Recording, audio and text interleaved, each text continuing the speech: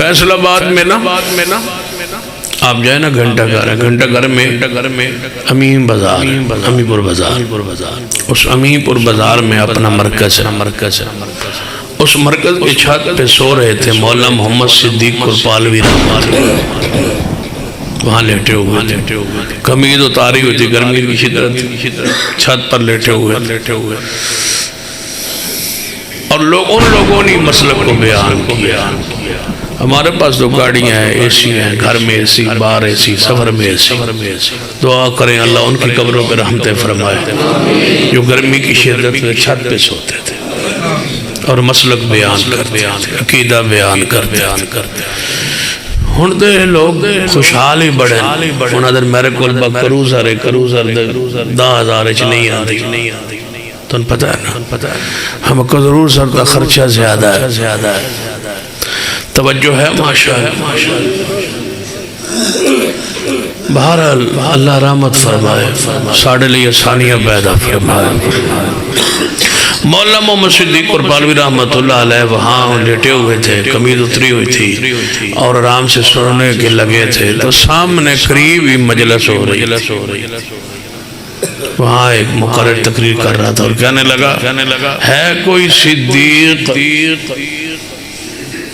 جو صدیق کے دفاع کے لیے میرے پاس آ جائے؟ تان مارا نا قریب خطیب کون تھے؟ مولانا محمد صدیق۔ کوئی ہے صدیق جو ابو بکر صدیق کے لیے میرے سامنے آ کے گفتگو کرے اور دفاع کرے؟ قمیض بھی نہیں پہنی، وفادار سانتے کچھ بھی نہیں ہویا۔ اسلام آباد میں صدیق کو کافر کہا گیا، نعوذ باللہ، ہمیں کچھ نہیں ہوا۔ اب پھر چند دن پہلے صدیق کی توہین کی گئی، ہمیں تو کچھ بھی نہیں ہوا۔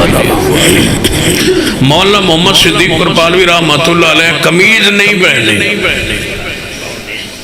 تقاضا تھا وفا کا، اتر آئے، سیدھا داخل ہو گئے، امام برگاہ چلے گئے، ممبر پہ سٹیج پہ چڑھ گئے، مائک اس کے ہاتھ سے لے لیا،